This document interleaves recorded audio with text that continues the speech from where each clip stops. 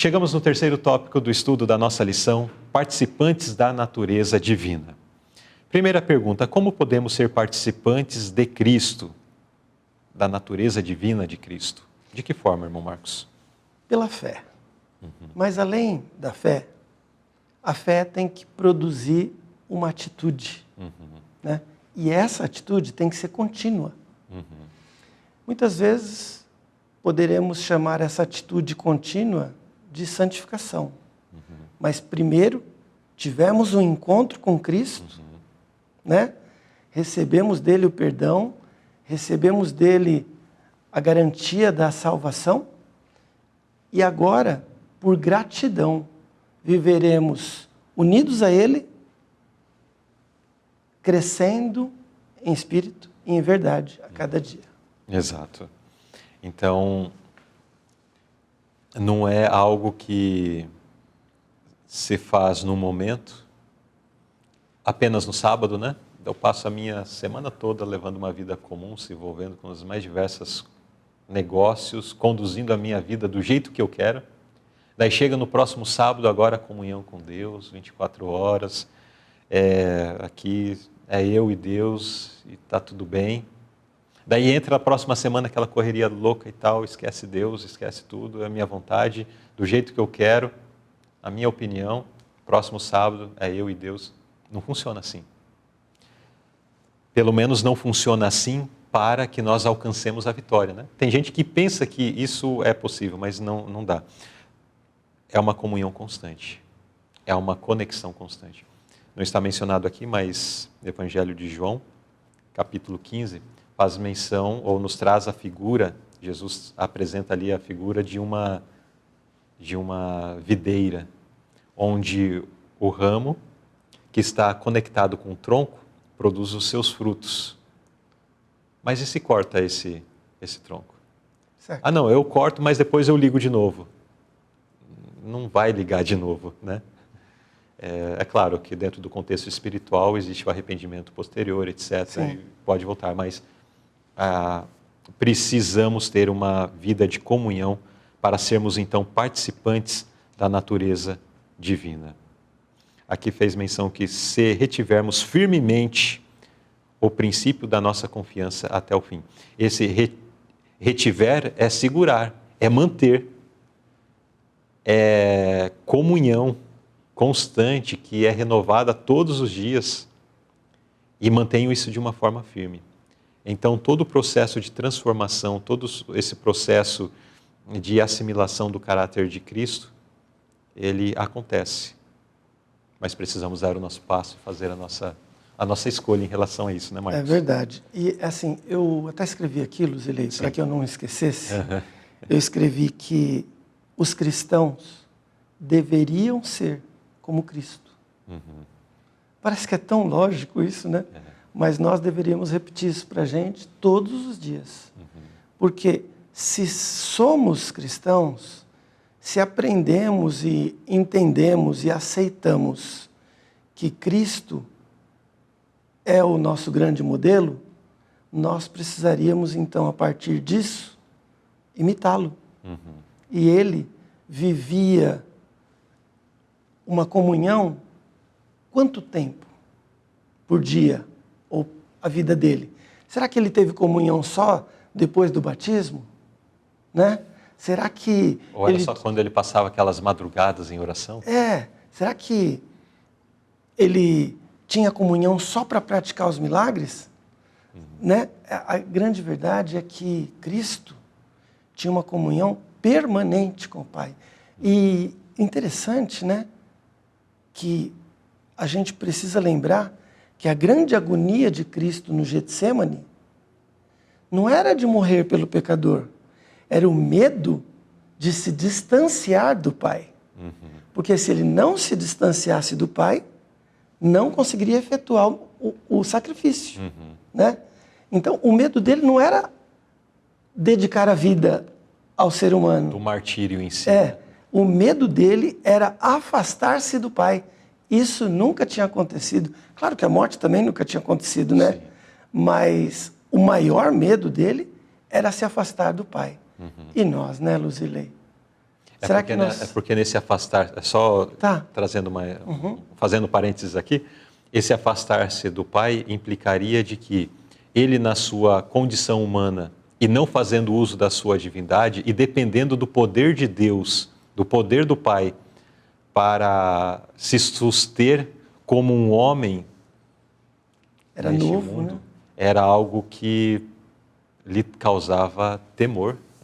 Porque se ele manifestasse a sua divindade, não, tudo bem, então, já que não estou com o Pai, é só eu usar aqui os meus atributos divinos e fazer as coisas, mas daí ele teria dado margem para Satanás acusar de que o sacrifício não tinha sido suficiente também, né? É isso mesmo. Ou o Pai dizer.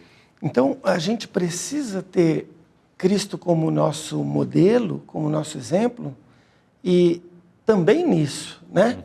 De que ele permanecia numa comunhão intensa e permanente com o Pai, nós também precisamos ter essa comunhão intensa e permanente com Ele. Sim. Para que possamos, desta forma, sendo participantes dele, obtermos a vitória. Exato. Né?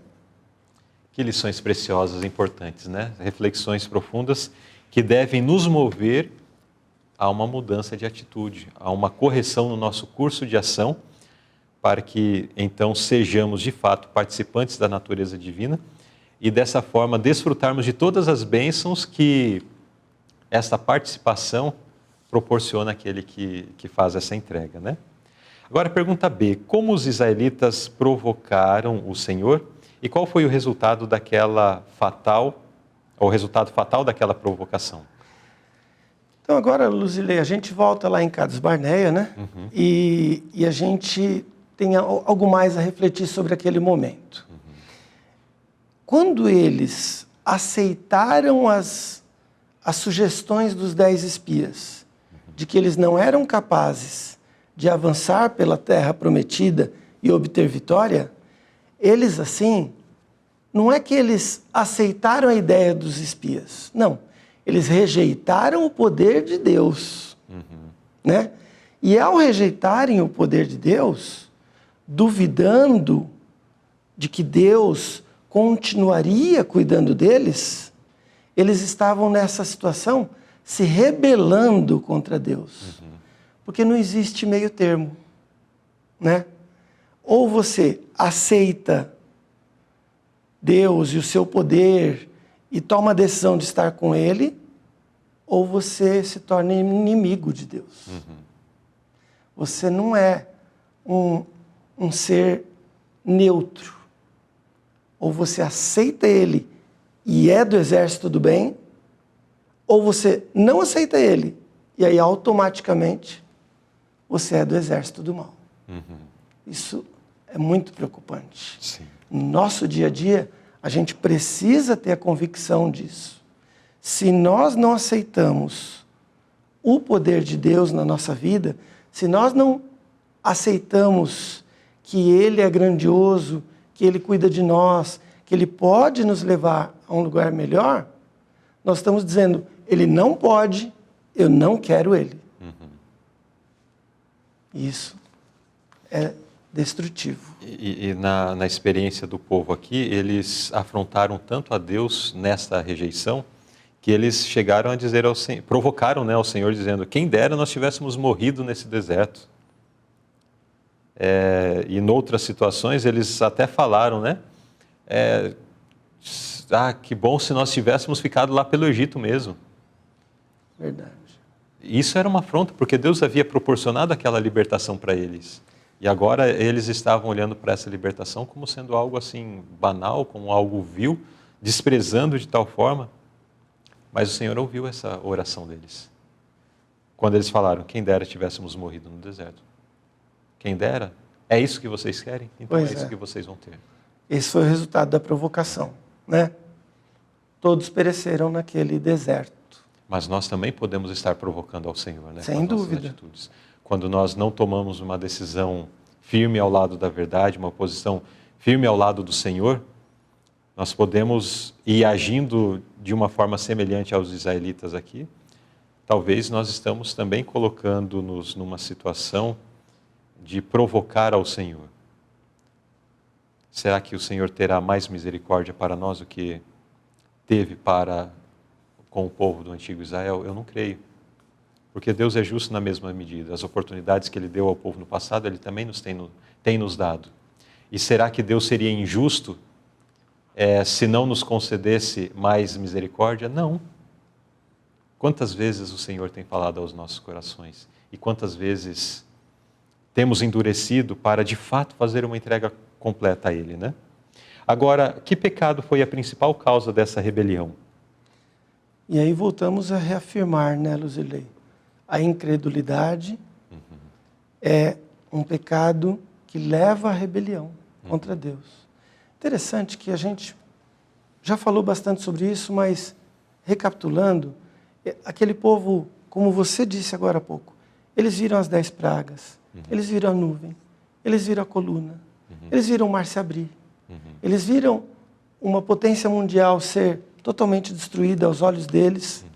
Mesmo assim, eles não tiveram a fé necessária, a fé suficiente, a crença em Deus para que eles pudessem avançar ao lado de Deus. Mas sabe, Luzilei, às vezes eu fico me perguntando, a gente até leu agora há pouco, né, que às vezes a gente fica olhando para eles e dizendo, eles eram incrédulos, e nós, né? Olha, nós temos toda esse conhecimento bíblico, toda essa experiência bíblica, e nós ainda temos a ciência que comprova o poder de Deus na nossa vida.